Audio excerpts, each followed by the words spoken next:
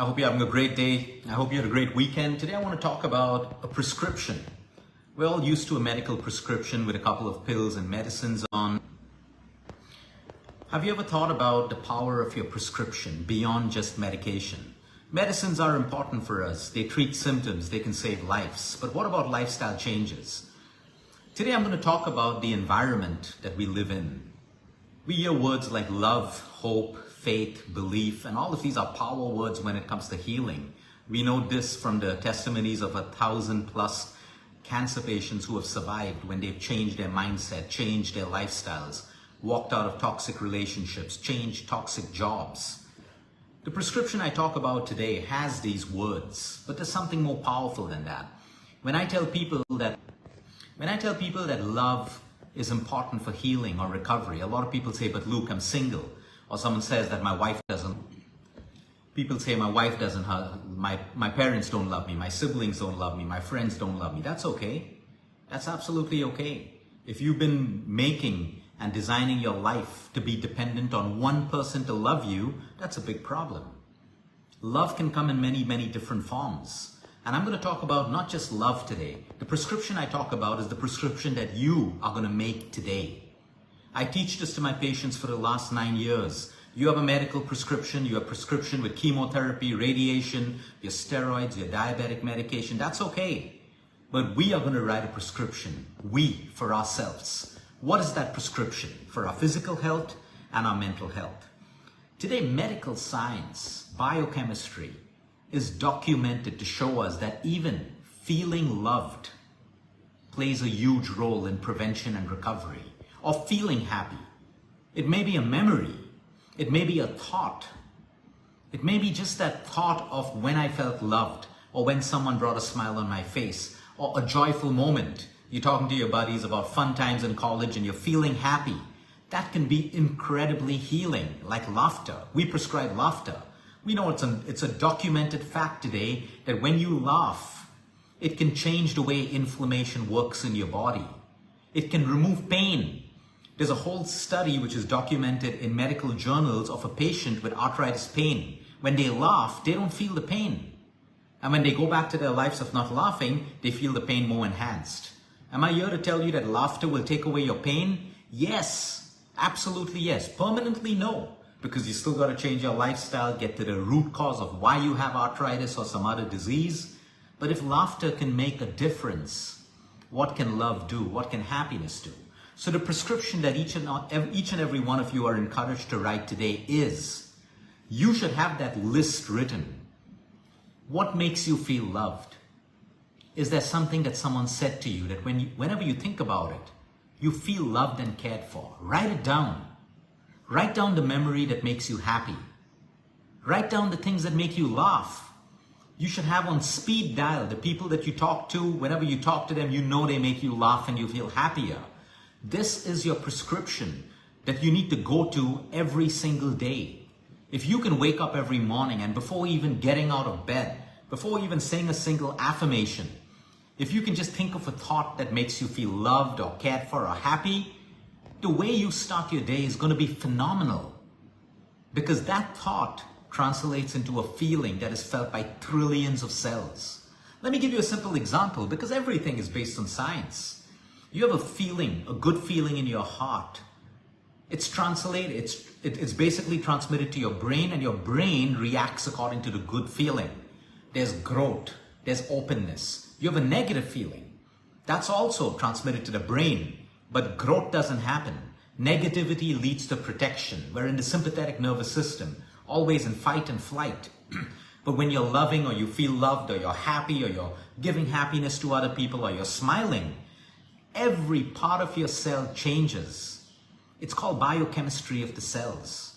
When they behave differently, what do you think is going to change? The health of your liver, your lungs, your heart, everything. Everything. Today, people preach longevity pills and NAD and spermidine and all of these things. That's fine. I don't have a problem with that. But if the basic requirement for biochemistry of the cells are not there, which is joyfulness, happiness, fulfillment, feeling good about yourself, having great connections, feeling love, nothing can work. That's why loneliness can be a killer. That's why top doctors around the world, the Surgeon General of the United States of America, has spoken about loneliness being one of the biggest causes of cancers, heart disease, and every other condition. So we got to go beyond our medical prescription. And when I ask people, what makes you happy? They have to think. What makes you feel loved? I got to think. But they'll say the usual thing, oh, my wife makes me feel happy. My child loves me. No, I'm asking you to go deeper. For that, you need to do a little bit of homework. You got to write out your own prescription. You got to sit down and write. What are the top 3 things that someone has said to you that made you feel so good that every time you hear it or every time you read it, you will feel it at a cellular level? Make the list of those 4 or 5, or if you have more people, that when you think of them, you feel warmth, you feel cared for. If you have a superficial definition of being loved and loving, which most people unfortunately do, because their definition of love and care is built according to the benchmarks of social media, movies, songs, books, or a limiting mindset that they have, which is based on past relationships, you got to change that definition of love. You can feel loved for by a friend. It doesn't always have to come from a wife. It doesn't always have to come from a husband, a girlfriend, or a boyfriend. It can come from a pet. Why? Why am I saying this? It's hormonal. It's not because I'm saying it. Whenever you have a pet that comes up running to you, cuddles in you, why do you feel so much of love? A hormone called oxytocin. It's as simple. You can get when you hug your child, when you hug your partner, you hug an animal. Doesn't matter what the source of oxytocin is, but oxytocin is powerful for the heart, for the kidney, for the liver, for the brain, for your immune system, for your hormonal health. So you can have the best, you can have a fancy diet, a great gym membership, all of that stuff, but you have none of these cellular feelings going for you. You're still sick, you know what I mean? You're still sick, you're still inflamed, you're still suffering, you're chasing things that can't fix you. But what if you had a balance of everything? So what are we putting on this prescription today? A list of people that when we think of them, they're like our support. We know the moment we feel sometimes in life that everything's going wrong and you think of these 3 people, you feel secure. You feel connected. You know that, hey, someone's got my back.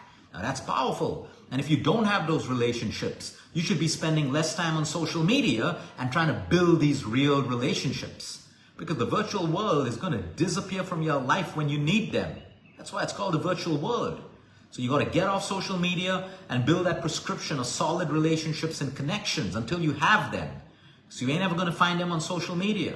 You have people with millions of followers on social media and they're lonely, they're depressed. How do I know this? Most of them are our patients. The point is build real connections. So your prescription, real connections. Where does your source of love come from? Multiple sources. I have multiple sources for that. Multiple sources. What degrees do they come in? Do you have pets? What things make you feel compassionate in life? That, hey, when I watch this or when I read this or when I'm in nature, I feel compassionate. Compassion is a huge driver for physical and mental health. The ability to feel compassionate. Build that in on your prescription. What are the top 3 things that the moment you feel grateful for, you know, I feel safe, I feel secured. Write that down. Not the superficial gratitude list that most people have. I'm grateful for my family. I'm grateful for my job. I'm grateful for my child. No, it's beyond that. It's beyond that. Because when you really write down a point and you feel grateful for it, you should feel that overwhelming warmth in your heart. That's the kind of gratitude I want to see on a prescription. Memories. You should list down the top 5 memories or more that whenever you think about it, you feel joyful. You feel happy. You don't feel alone even if they're dead. It could be someone's died, someone's moved on from your life, but the memories make you smile and keep you going. Why? Because when you have that thought, it creates the same feeling as if it was right in front of you. And it's that feeling I'm talking about that matters for trillions of cells in the human body. Everyone's going to die around us, okay? But it's the memories that keep us going. That's why people like talking about memories. Why? Because they make you feel a particular way. So your prescription for your physical and mental health goes beyond your supplements, beyond your allopathy, beyond your diet plan, your exercise schedule, your sleep schedule. It goes into these little things. At the moment I look at my prescription, I feel good. I feel good. And it's okay if you don't have that prescription. You got to start building it. That's your action plan. What kind of friendships can I invest in that fulfill me and serve me and make me feel good? What kind of relationships do I need to exit or walk out of because it's taking away from this prescription and growing my other prescription of allopathy or my antidepressants? That prescription's growing because my other prescription, my lifestyle prescription, is wrong. I'm in the wrong relationships. I'm in the wrong job. I'm eating the wrong food. I'm not exercising the right way. I operate from a space of FOMO, which means I've distanced myself from my authentic self. I need to do things that everyone else is doing, even if it doesn't make me happy. Or I have to pretend to be happy because apparently that's the box that I'm living in, that society's put me in. The prescription you write is out of the box. It's according to these things. So again, memories, gratitude, compassion, things that have made you happy, things that you've done that makes you happy when you think about it. Your achievements, your accomplishments. When you think about, you feel warm. You feel warm inside because, hey, you made impact. This is the prescription you need to write. Everything else is secondary, because whenever this prescription will save you when you start having feelings of depression, anxiety. Of course, if your feelings are intense, of course, see your therapist. I'm not against that. But first have a prescription. Remind yourself. Today, people live in shock when something bad happens. Ever heard of a storm? Storms will come and go. They're not permanent. But people are making permanent decisions for impermanent emotions and problems today. You get shocked when someone breaks up with you. Of course we will. Don't get shocked.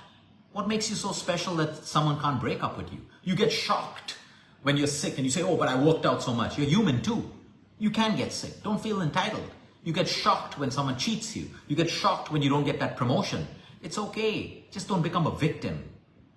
The point is, it's like a storm. Storms come and go. They teach us things. They give us lessons. If we don't take the lessons and we don't learn, we become victims.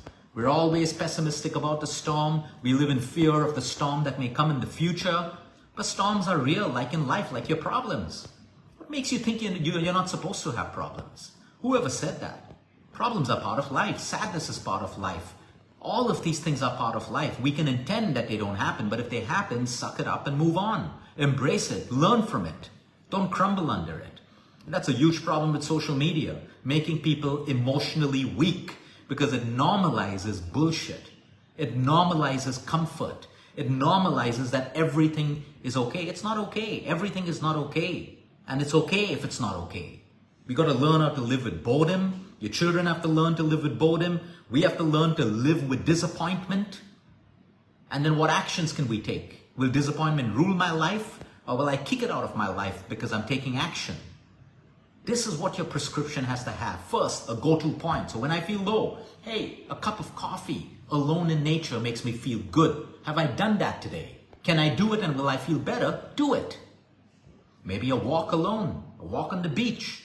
Maybe pranayama for some people. Maybe yoga. Maybe some people just go to sleep and wake up feeling better. But you write your prescription because social media is not going to give it to you. You got to sit down, connect with your authentic, true self. And you got to write down, without wearing any masks, of who you want to be or what your role models are doing. You got to write down that prescription. And every time you read it, you should feel good about yourself. You should be able to feel better, if not your best. You should be able to think that, oh, this memory makes me happy. Because people around us will change and will go. But that's why build memories. And if you can write down the top 5 memories on your prescription that make you feel good, you're better off than a lot of other people who are stuck. Because when you're lonely and you're sad, all you see is loneliness and sadness. Even if you've had great memories in your life. Even if you've had great instances or great accomplishments, all the human mind sees is loneliness and sadness. It sees the negative. It focuses on the negative. And that's why we need to lift ourselves out of that negativity. And for that, you need a prescription. So that's your homework for today. Make your own prescription. You should know what makes you happy. You should know what drives you. You should know what works for you. That's the most important thing. And then if you really focus on this prescription, along with lifestyle changes, I can guarantee you your medical prescription over time can reduce. And your doctor, if you've got the right doctor, will work with you for reducing that prescription, because guess what? You're getting better. You're getting better. You've addressed the root causes of your problems. If you have 5 things that make you sad, you should have 10 things that make you happy. That's how important it is for us to reflect and go through our life and be mindful about not focusing on the negative. The negative can serve as lessons, but we need to take those steps towards building over that negativity. Have a great day, everyone. Until next time, eat smart, move more, sleep right, breathe deep, and remember, you care is all about you.